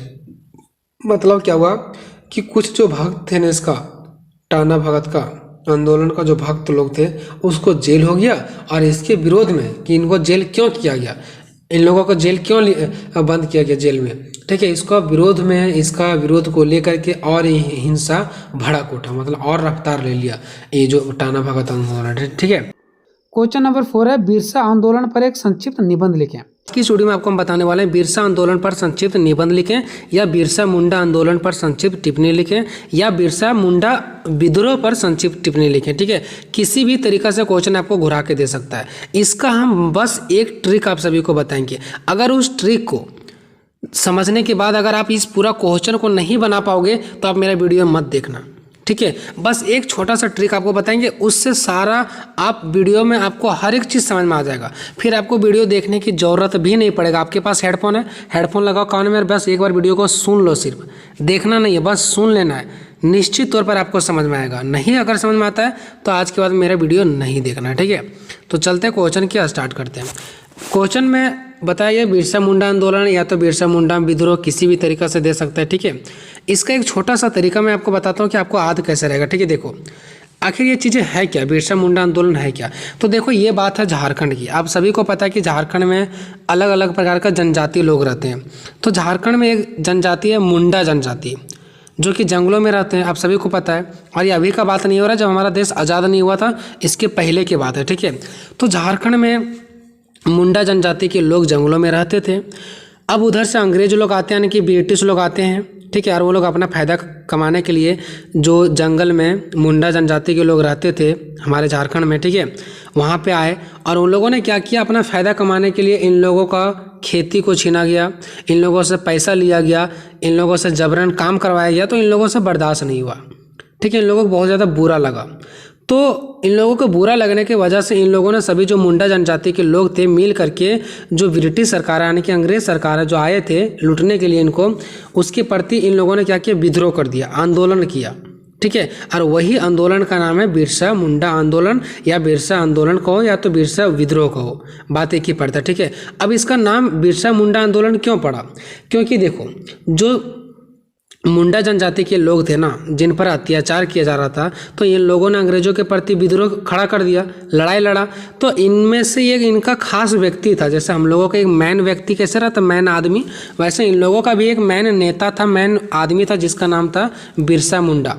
वो मैन आदमी था, उसी के रास्ते पे ये सब चलते थे, ठीक है। तो उसी के नाम पर इस आंदोलन का भी नाम पड़ गया बिरसा मुंडा आंदोलन, ठीक है। इनके मैन व्यक्ति का नाम था बिरसा मुंडा और उन्हीं के नाम पर पड़ गया बिरसा मुंडा आंदोलन। तो आई होप ये चीज़ आपको समझ में आया होगा, ठीक है। अब बस मैं आपको एक बार पढ़ के सुना दूंगा, आप सुन लो, सारा क्वेश्चन आपको समझ में आ जाएगा। अगर हम 50 लाइन बताते हैं तो कोई ज़रूरी नहीं कि एग्जाम में जो मैंने 50 लाइन बताया वही जाकर लिखोगे। आप 50 लाइन से क्या सीखें उसको आप लोग लिख करके आओगे, बहुत अच्छा नंबर मिलेगा, ठीक है। चलो तो सबसे पहले देखते हैं परिचय। तो बिरसा मुंडा आंदोलन की जो शुरुआत है वो 19वीं शताब्दी के अंतिम वर्ष में हुआ, यानी 19वीं शताब्दी जब खत्म होने जा रहा था, यानी 19वीं शताब्दी के सबसे लास्ट में, ठीक है। इस विद्रोह का प्रमुख नेता कौन था, बिरसा मुंडा था। आपको मैंने बता दिया था इस विद्रोह का प्रमुख नेता कौन था, बिरसा मुंडा था, जिसका जन्म 15 नवंबर 1875 को झारखंड में हुआ था। इसके पिता का नाम सुगना मुंडा और माता का नाम कर्मी थी, ठीक है। ये आप माता पिता का नहीं याद रखोगे चलेगा, ठीक है। कुछ पॉइंट को आप छोड़ भी सकते हो क्योंकि आप जनरल यानी बीए में हो, ठीक है। तो आप लोगों के लिए कुछ पॉइंट छोड़ भी दोगे तो भी आपका नंबर मिलेंगे, ठीक है। ऐसा नहीं कि सारा पॉइंट आप लिखते हो, ठीक है। तो उसका माता का नाम और पिता का नाम देख लिया। बिरसा मुंडा एक छोटे किसान के एक गरीब परिवार में जन्म लिए थे। जो बिरसा मुंडा थे वो एक छोटे किसान के एक गरीब परिवार में जन्म लिए थे। ये छोटा सा हम लोगों ने एक इंट्रोडक्शन देखा किसका, बिरसा मुंडा का। आखिर क्यों, क्योंकि उन लोगों का जो मेन व्यक्ति था वो बिरसा मुंडा ही था ना, तो इसलिए हम बिरसा मुंडा का एक खास परिचय हम लोगों ने देखा, ठीक है। देखो दोस्तों, हम आपको क्वेश्चन समझाने के लिए, ठीक है, थोड़ा हम जैसे बोलते हैं ना अपशब्द मतलब इतना भी कोई गलत वर्ड नहीं, फिर भी हम थोड़ा सा हट करके कुछ वर्ड का यूज करेंगे तो उसको आप लोग माइंड मत करना, ठीक है। ये हो गया कुछ उसका परिचय। अब देखो सन 1900 ईस्वी का बात है। सन 1900 ईस्वी में बिरसा मुंडा द्वारा आदिवासियों लोगों को एक साथ करता देखकर ब्रिटिश सरकार ने बिरसा मुंडा को विद्रोह भड़काने के आरोप में गिरफ्तार कर लिया। देखो हुआ क्या, 1900 का बात है। बिरसा मुंडा जो थे उसने क्या किया, अपने आदिवासी लोगों को एक साथ इकट्ठा करके कुछ बात कर रहे होंगे यानी आखिर मेन व्यक्ति वहाँ के कौन थे, बिरसा मुंडा थे। तो वे अपने आदिवासी लोगों को एक साथ इकट्ठा करके कुछ बात कर रहे होंगे। तो इससे ब्रिटिश सरकार यानी अंग्रेजों को बुरा लगा कि ये सभी को एक साथ मिला करके बात नहीं कर रहा, बल्कि सबको कुछ कुछ भड़का रहा है लड़ाई लड़ने के लिए, ठीक है। तो इसके आरोप में बिरसा मुंडा को विद्रोह भड़काने के आरोप में कि ये विद्रोह भड़का रहा है, ठीक है, इसके कारण इसको क्या कर लिया, इसके आरोप लगा करके गिरफ्तार कर लिया, ठीक है। और उन्हें 2 साल की सजा सुना दिया गया जबरदस्ती, ठीक है।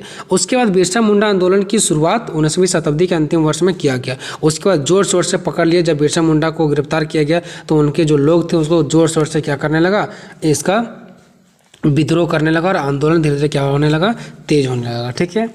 चलो थोड़ा और नीचे देख लेते हैं। बिरसा मुंडा आंदोलन भारतीय इतिहास में अनेक महान आंदोलन में से एक है। देखो बिरसा मुंडा आंदोलन को आप लोग आसान मत समझना, हल्का मत लेना। ये भारतीय इतिहास में अनेक महान आंदोलन में से एक था।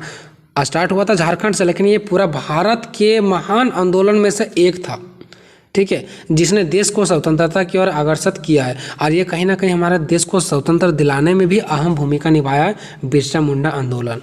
अब इसका कुछ पॉइंट है उसको भी देख लेते हैं। देखो मुंडा जनजाति भी अन्य जनजातियों की तरह कृषि वनों पर निर्भर होकर अपनी परंपराओं मान्यताओं को सहेज रही थी। मतलब मुंडा जनजाति जो लोग थे वो लोग आराम से अपने जनजाति कृषि करते थे, जंगलों में रहते थे और आराम से अपना जिंदगी जीते थे, ठीक है। यह जनजाति छोटा नागपुर क्षेत्र की प्रमुख जनजातियों में से एक थी, ठीक है। ये छोटा नागपुर की जनजाति थी। इसके लोग कभी विवादों की सुर्खियां नहीं बने। मतलब इनके लोग कभी भी नहीं चाहते थे कि हम किसी भी तरीक़े से विवाद में आए, झगड़े करें, ठीक है। नेक्स्ट पॉइंट है शांतिपूर्ण जीवन व्यतीत करने वाले मुंडा लोग भी उत्पीड़न और अंग्रेजों लूटमारे से मतलब देखो शांतिपूर्ण से अपना जीवन व्यतीत करते थे, बट इन लोगों के ज़िंदगी में शांतिपूर्ण ना होकर के अशांतिपूर्ण हो रहा था। इन लोगों को उत्पीड़न किया जा रहा था, अंग्रेज इससे लूट रहे थे, तो इन लोगों से रहा नहीं गया और इन लोगों ने क्या किया, अंग्रेजों के प्रति यानी जो ब्रिटिश सरकार उसके प्रति इन लोगों ने बिरसा मुंडा आंदोलन खड़ा कर दिया और उसका गति को तेज कर दिया, ठीक है। ये आप लोगों ने समझ गया। अभी तक आप लोगों ने इसका परिचय को बस एक देखा है कि इसका बिरसा मुंडा आंदोलन का जन्म क्या हुआ, इसका माता पिता कौन थे, आखिर क्या रीजन रहा कि आंदोलन धीरे धीरे शुरुआत हो गया, ठीक है। इन लोग आराम से रहते थे, इन लोगों को कोई दिक्कत नहीं था, लेकिन वही लोग आकर के इनको क्या किया, छेड़ने का प्रयास किया, फिर इन लोगों से रहा नहीं गया। अब यहाँ पे आते हैं बिरसा मुंडा आंदोलन का मेन कारण क्या था, आखिर लोगों से क्यों नहीं रहा गया, लोगों के साथ क्या ऐसा चीज़ें गलत हो गया, क्या अंग्रेज आकर के उनके प्रति क्या उसके प्रति गलत किया लोगों पर, ताकि इन लोगों से रहा नहीं गया और उसके वजह से आंदोलन खड़ा हो गया। आखिर क्या कारण था, ये आंदोलन होने का मेन कारण क्या था। हालांकि इसके पहले भी मैंने कारण देख लिया कि इनके साथ गलत किया जाता था, ठीक है, लेकिन मेन कारण क्या था। तो देखो बिरसा मुंडा आंदोलन के निम्नलिखित कारण थे। एक आर्थिक कारण, सामाजिक कारण, राजनीतिक कारण, धार्मिक कारण, सांस्कृतिक कारण। हम 5 कारण बताएं। क्या कोई ज़रूरी कि एग्जाम में आप 5 ही लिखो और मेरा ही बताए हुए चीज़ें लिखो, ठीक है। तो जैसे भी आपको नंबरिंग में याद रहता है वो लिखो। पहले आर्थिक कारण तो आर्थिक कारण लिख लो, अगर आपको दूसरा नंबर पर याद आ गया सांस्कृतिक कारण तो वो लिख लो, ठीक है। अब आपको मैं पहले बता दूं, आर्थिक कारण में सिर्फ पैसों से रिलेटेड ही बात किया जाएगा, ठीक है। आर्थिक मीन्स होता है आपका पैसा से रिलेटेड, ठीक है। तो इसमें सिर्फ पैसों से रिलेटेड ही यहाँ पे बात किया जाएगा, जैसे टैक्स वगैरह के बारे में कि इन लोगों से टैक्स लिया जाता था, इन लोगों को पैसा छीन लिया जाता था, इस टाइप से, ठीक है। आर्थिक के कारण के अंदर ये आ जाएगा। फिर सामाजिक कारण मतलब ये समाज से संबंधित आएगा।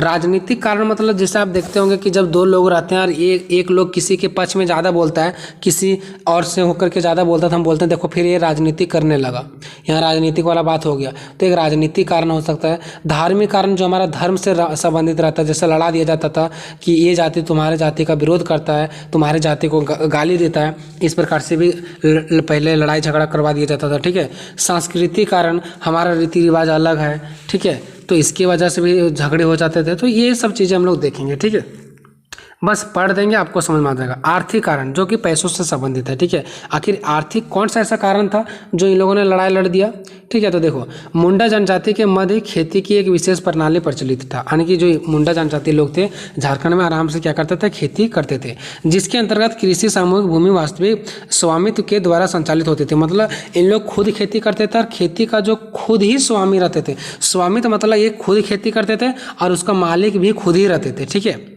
इन लोग परंतु जब ब्रिटिश सरकार ने आया ना तो इस व्यवस्था को समाप्त कर दिया और जमींदार व्यवस्था को लागू कर दिया, जिससे कहीं ना कहीं जनजातियों में असंतोष की भावना जागृत हो गया। मतलब पहले इन लोग खुद खेती करते थे और खुद ही उसका मालिक रहते थे, लेकिन जब अंग्रेज लोग आया तो जमींदार वाला सिस्टम हो गया। मतलब उन लोगों से ज़मीन छीन लिया और फिर बोला कि चलो हम ज़मीन आप लोगों को साझा के तौर पर देते हैं। अब ज़मीन पहले छीन लिया, फिर ज़मीन उन लोगों को दे दिया और अब जमींदार वाला सिस्टम हो गया कि हम बन गए जमींदार, आपको दे दिए ज़मीन, आप ज़मीन पर उपजाओ, आधा मेरा आधा आपका।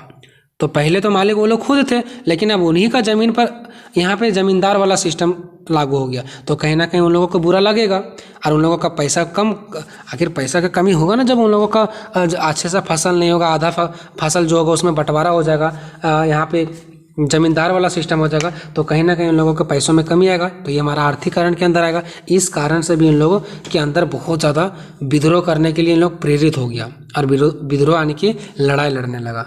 दूसरा कारण क्या है? भू राजस्व यानी जिसको टैक्स बोलते हैं, अनियंत्रित तरीके से बढ़ाया गया, यानी कि टैक्स को बहुत ज़्यादा बढ़ा दिया गया कि इन लोगों से टैक्स लेना है। और अत्याधिक भू राजस्व यानी कि अत्याधिक टैक्स होने के कारण मुंडा भुगतान करने में असमर्थ रहते थे, यानी कि मुंडा जनजाति के जो लोग थे वो अधिक से अधिक टैक्स नहीं दे पा रहे थे। इसकी वजह से भी इन लोगों ने आंदोलन को छेड़ दिया। नेक्स्ट पॉइंट क्या है? मुंडाओं के अहम संपत्ति यानी जंगलों के प्रयोग से उन्हें वंचित कर दिया गया, जो कि इनका आजीविका के प्रमुख साधन थे। अब क्या किया, जब ब्रिटिश सरकार आए तो इन लोग मुंडा जनजाति जो जंगल में रहते थे यहाँ से इन लोगों को हटा दिया गया। अब इन लोग कहाँ पे मतलब किस पर आश्रित रहते थे? इनका जीवन रोटी क्या था? इनका आखिर जो रोजी रोटी चलता तो क्या था? जंगल ही था, और यहीं से इसको हटा दिया गया। तो कहीं ना कहीं हम लोगों ने जो यहाँ पे 1 पॉइंट, 2 पॉइंट और 3 पॉइंट देखे हैं, ये तीनों पॉइंट में मुझे साफ साफ पता चल रहा है कि इन लोगों की आर्थिक स्थिति खराब हो गई। आर्थिक मतलब पैसों से संबंधित चीज़ें इनका खत्म हो गया। जो कमाने का एक सोर्स था, कमाने का जरिया था, वो क्या हो गया? खत्म हो गया। इस वजह से भी इन लोगों ने आंदोलन खड़ा कर दिया। तो ये हमारा आर्थिक कारण हो गया, पैसों से संबंधित। अब आते हैं सामाजिक कारण। तो देखो, अब मान लो इन लोगों के पास पैसा रहेगा ही नहीं तो क्या समाज अच्छा चलेगा? हमारे गांव है, हमारे गांव में किसी के पास पैसा नहीं है तो हमारा समाज अच्छा चलेगा? नहीं। तो सब कुछ पैसों का खेल होता है, ठीक है। आर्थिक स्थिति खराब तो सामाजिक स्थिति भी खराब। किसी भी समाज की अगर आर्थिक स्थिति को क्षति पहुंचाया जाता है ना तो सामाजिक संरचना स्वतः ही छिन्न भिन्न हो जाती है। यही स्थिति मुंडाओं के साथ भी हुआ। उन लोगों का पहले आर्थिक स्थिति खराब हुआ, फिर उन लोगों का आर्थिक स्थिति के कारण सामाजिक स्थिति भी खराब हो गया। यहाँ की जमीनों ब्राह्मणों को दान स्वरूप मिलने लगा। जो इन लोगों का जमीन था ना वो ब्राह्मणों को दे दिया गया, सोच लो। नेक्स्ट पॉइंट क्या है? जंगलों में शांतिपूर्वक जीवन यापन करने वाले मुंडा जनजाति के समाज में हिंदू राजाओं द्वारा शासन की सामाजिक व्यवस्था को खराब करने का प्रयास किया गया। जो जंगलों में लोग शांतिपूर्वक से रहते थे ना, यहाँ के लोगों को हिंदू राजाओं को द्वारा शासित करवाया जाता था। मतलब हिंदू राजाओं से इन लोगों को क्या करवाया जाता था? लड़ाया जाता था, ठीक है। और इनके जो दशा था उनको खराब कर दिया जाता था, ठीक है। इनकी सामाजिक व्यवस्था को खराब किया गया था आपस में लड़ा करके, हिंदू राजाओं से इनको लड़ा दिया जाता था, ठीक है। ये हो गया सामाजिक कारण। अब देखते हैं राजनीतिक कारण कि किस प्रकार से वहाँ पर राजनीति किया जाता था। देखो, चूंकि अंग्रेज के हित में कौन था? स्थानीय जमींदार से मेल खाते थे। देखो, वहाँ के जो जमींदार लोग थे, जमींदार का मतलब ये जिसके पास ज़्यादा जमीन था, यानी कि जो वहाँ का अमीर लोग थे, ठीक है। तो अंग्रेजों ने क्या किया? इतना दिमाग लगाया, जमींदारों से ही दोस्ती कर लिया। मतलब बड़े लोगों से ही दोस्ती कर लिया कि बड़े लोगों से दोस्ती करेंगे तो फिर जो छोटे छोटे किसान हो तो हमारे ही हक में आ जाएंगे। तो ऐसे से राजनीति कर रहे हैं, ठीक है। तथा स्वामित्व, स्वाभाविक सी बात है कि जमींदारों को विशेष अधिकार तो मिलने ही थे। अब देखो, अंग्रेज आए, अंग्रेजों ने दोस्ती की जमींदारों से, ठीक है। अब जमींदारों को तो अंग्रेज विशेष अच्छा सी बात है, स्वाभाविक सी बात है। हम कह सकते हैं कि अंग्रेज ज़्यादा अधिकार किसको देंगे? किसानों को कि जमींदारों को? जमींदारों को देंगे। तो जमींदारों को विशेष अधिकार तो मिलने ही थे अंग्रेजों द्वारा। अंग्रेजों ने उसको विशेष अधिकार दे रखा था जमींदारों को, जिसके कारण जमींदारों ने मुंडाओं को शोषित करने के रूप में किया। और उसके बाद क्या किया? जमींदार जो लोग थे वो मुंडा जनजाति के लोगों को क्या कर लिया? शोषित करना शुरू कर दिया। अब शोषित कैसे करेगा? देखो, जमींदार लोग कैसे करता है किसान को शोषित? जमींदार के पास ज़्यादा जमीन होता है, वो दे देगा किसान को खेती कि आप खेती करो। अब मान लो कभी सूखा पड़ गया, खेती नहीं हुआ, तो जमींदार उस चीज़ को नहीं समझेगा, ठीक है। तो इस सिचुएशन में किसान का हालत ख़राब हो जाता है, ठीक है। तो सबसे पहले अंग्रेजों ने जमींदारों को अपना किया और जमींदारों से लौटवाया किसको? फिर मुंडा जनजाति लोगों को, ठीक है। तो इस प्रकार से वहाँ पे राजनीति किया जाता था। नेक्स्ट पॉइंट है, इसके अतिरिक्त अन्य ब्रिटिश विभेदकारी नेताओं कारण मुंडाओं को लगातार प्रताड़ना का शिकार होना पड़ा, जिसने कहीं ना कहीं विद्रोह की चिंगारी उत्पन्न होने लगी। देखो, अब इसके अतिरिक्त बताइए कि अन्य ब्रिटिश विभेदकारी नीति, यानी कि इसके अलावा और भी बहुत सारा ब्रिटिश का नीति था जिसके कारण मुंडाओं को यानी मुंडा जनजाति लोगों को लगातार प्रताड़ना पड़ना, ठीक है, यानी कि लगातार उन लोगों को क्या हुआ, प्रताड़ना का शिकार होना पड़ा, लगातार उन लोगों के साथ गलत हुआ। इनका बहुत सारा ऐसा नीति था जिसकी वजह से इन लोगों के साथ क्या हुआ, गलत हुआ, जिसके कारण कहीं ना कहीं विद्रोह की चिंगारी उत्पन्न होने लगी और विद्रोह तेजी से बढ़ने लगा। ठीक है, चौथा पॉइंट है धार्मिक कारण। अब देखो, ईसाई मिशनरियों ने मुंडाओं का जबरन धर्म परिवर्तन करवाया। जो ईसाई लोग थे ना, वो मुंडाओं को क्या करे, जो मुंडा जनजाति के लोग थे, इनको जबरदस्ती धर्म में परिवर्तन करवाया गया, यानी कि जो ये धर्म के था उसको ईसाई धर्म में परिवर्तन करवा लिया गया। ठीक है, कुछ मुंडाओं ने परेशान होकर के उसका बात भी मान लिया, ठीक है, और उसने ईसाई धर्म को स्वीकार कर लिया। परंतु जब मुंडा सरदारों ने भूमि वापसी का आंदोलन चलाया और जिस टाइम मुंडा जनजाति लोग इनका जो ज़मीन छीन गया था उसके लिए इन लोगों ने जब आंदोलन किया, उस टाइम वही ईसाई लोग इनका साथ नहीं दिया। सोचो, जो ईसाई धर्म अपना लिए मुंडा लोग, आखिर मुंडा लोग ईसाई धर्म अपनाया ना ईसाई लोगों के कहने पर, लेकिन जब मुंडा लोग अपना ज़मीन के लिए आंदोलन कर रहे थे तो उस टाइम ईसाई लोगों को उनको साथ देना चाहिए था कि हमारा धर्म इन लोगों को अपनाया, तो हमें साथ देना चाहिए था उन लोगों को, लेकिन उन लोगों ने साथ नहीं दिया और साथ देने से साफ इनकार कर दिया। ठीक है, हम आपका धर्म को अपनाया और आप मुझे साथ नहीं दे रहे, सोचो कितना गलत हुआ। ठीक है, उसके बाद पांचवा सांस्कृतिक कारण। तो मुंडा जनजाति के लोगों की सबसे अहम पूंजी जंगल थी। वह जंगलों से संबंधित अनेक मान्यताओं को मानते थे। अब जंगल में रहते थे तो इन लोग बहुत जंगलों को बहुत ज़्यादा मानते होंगे, हो सकता है पेड़ पौधों से इसका जीवन रोटी चलता था, तो हो सकता है उसको पूजा भी करते होंगे। तो वहाँ उनका संस्कृति तो वो तो सारा जंगले में ही था, लेकिन जंगल को तो उजाड़ दिया गया, जिसकी वजह से इन लोगों को बहुत ज़्यादा परेशान होना पड़ा। ठीक है, अब देखो, उपरोक्त कारणों से असंतुष्ट होकर लोगों ने उत्पीड़न में बिरसा मुंडा आंदोलन की शुरुआत कर दिया। उपरोक्त मतलब हम लोगों ने टोटल 5 कारण देखा। ठीक है, अब इन सभी कारणों से मुझे यही पता चलता है कि इन लोगों ने उत्पीड़न हो गया था और इस उत्पीड़न की वजह से बिरसा मुंडा आंदोलन की शुरुआत कर दिया। ठीक है, अब बिरसा मुंडा आंदोलन का उद्देश्य क्या है? ठीक है, यानी कि इन लोगों ने जब आंदोलन किया तो इन लोगों का उद्देश्य क्या था, यानी कि इन लोग चाहते क्या थे? उद्देश्य मतलब होता है चाहना, कि इन लोग क्या चाहते थे। हम पढ़ रहे हैं, हमारा उद्देश्य है नौकरी पाना, हमारे पापा कमा रहे हैं, उद्देश्य है कि हम कुछ पढ़ें, हम कुछ करें। तो उद्देश्य क्या था इन लोगों का? तो इन लोगों का लड़ाई लड़ने का उद्देश्य बस एक ही था कि भूमि का इन लोगों को वापसी मिल जाए।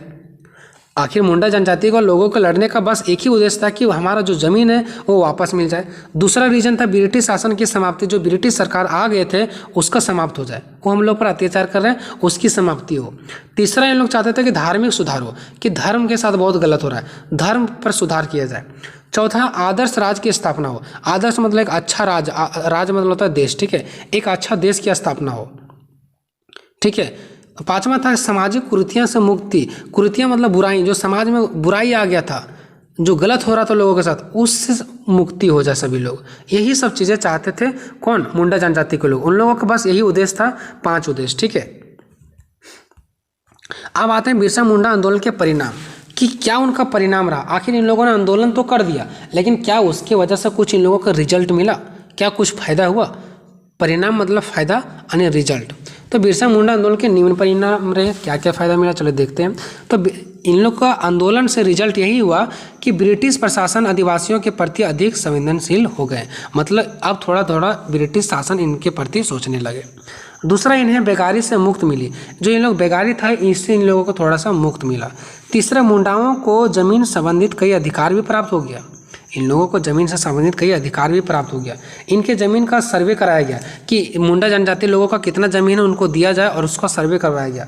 पांचवा पॉइंट है, इनकी ज़मीन वापसी की गई, साथ ही इनकी भूमि बंदोबस्ती भी करवा दिया गया, कि ये मुंडा जनजाति लोगों का बंदोबस्ती भी करवाया गया और वापसी भी दिलवाया गया। ठीक है, छठा पॉइंट है, कई सामाजिक, संस्कृति तथा धार्मिक समस्याएं जैसे शराबखोरी, अशिक्षा, बलि प्रथा आदि का उन्मूलन हुआ तथा समाज में आधुनिकता को बढ़ावा मिला। मतलब जो गलत तरीके से जो समाज में आ गया था बुराइयां, उसको सही किया गया और आधुनिकता को बढ़ावा मिला। यानी समाज में आधुनिकता का मतलब ये नया नया विचार, नया नया उपकरण, नया नया सुधार आने लगा। ठीक है, उसको बोलते हैं आधुनिकता।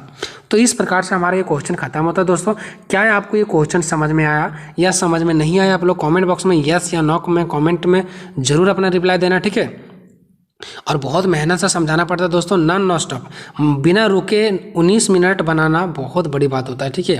वीडियो बनाना 19 मिनट, और ख़ास करके आप लोग के लिए नहीं तो मेरे लिए बहुत ज़्यादा चिल्लाना पड़ता है, तब हम लोग कहीं ना कहीं एक साथ 19 मिनट का वीडियो बनाते हैं, ठीक है।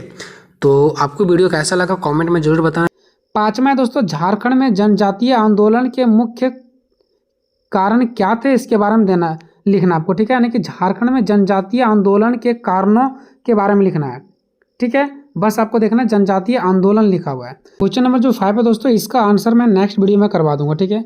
6ठा, बिरहोर जनजाति, या तो संथाल जनजाति, या तो हो जनजाति, या तो मुंडा जनजाति, या तो उरांव जनजाति। यहाँ पर 1 2 3 4 5 इनमें से कोई 1 या 2 दे देगा। 5 मार्क्स में भी देगा यहाँ से और 15 मार्क्स में भी देगा। तो इन सभी जनजातियों की संस्कृति का वर्णन करें, तो इसका भी मैं आंसर भी तैयार नहीं किया हूँ, नेक्स्ट वीडियो में मैं आपको करवा दूंगा। एक वीडियो दूंगा जिसमें से एक क्वेश्चन कंप्लीट कर दूंगा, और एक वीडियो दूंगा जिसमें से मैं ये इनमें से कोई भी जाति पर आ जाए, जनजाति पर आ जाए, ठीक है। इनमें से कोई भी एक जनजाति पर आ जाए तो आप बना लोगे, ठीक है। बाकी गरीबी, जिसको निर्धनता भी कहते हैं, ठीक है, अशिक्षा, भूमि विस्थापन, शोषण, ये सब 55 मार्क्स में आ सकता है, तो एक वीडियो हम ये सब खत्म कर देंगे।